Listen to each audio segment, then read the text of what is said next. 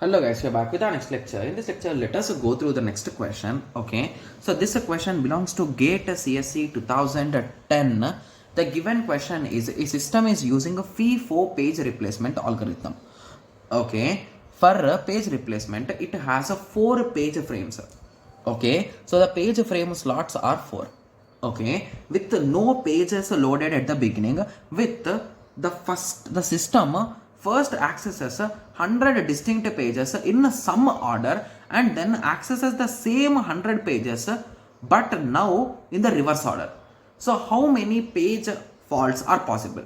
Okay, so I think we can take a small example for this, right? So as they told up to 100 distinct page numbers, so let us start from 1 2 3 and so on up to 99 and 100, and once this is done you are going to work in the reverse way.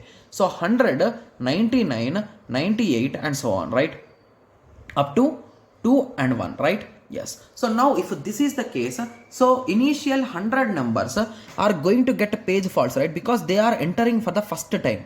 So 100 page faults are directly from here. So at the end of putting or placing these particular pages in our main memory, we start with 1 2 3 4 5 6 7 8. So in this way we will continue up to 96 97, sorry, 100 99, sorry for that guys, 100 99 98 and 97.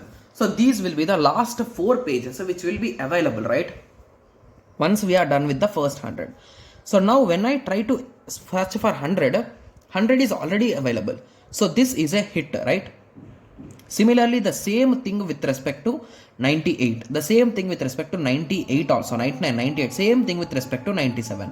When it comes to 96 cannot be found. Sorry for that. So 96 should be pushed again. So we are going to pop this 97 out and we are going to place 96. So 95, 94, 93, 92. So in that way we will continue. So at the end again we are going to have 96 numbers here. So in total we are going to have the total faults as 100 in the initial stage and plus 96 which are at the end. So the result should be 196.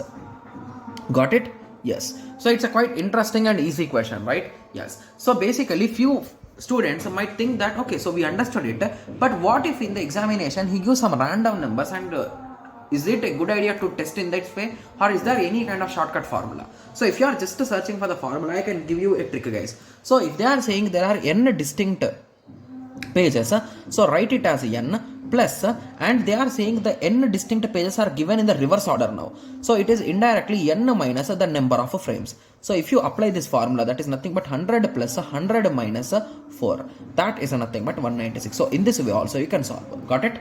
Yes. So both the approaches we will get the same answer, but this approach is a good one guys, because this approach will work only if the pages are given in the reverse order. So if any other order is given, you should analyze it again. Got it?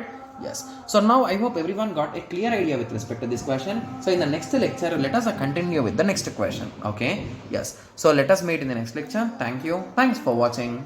Like, share and subscribe for more awesome videos like this. Thank you.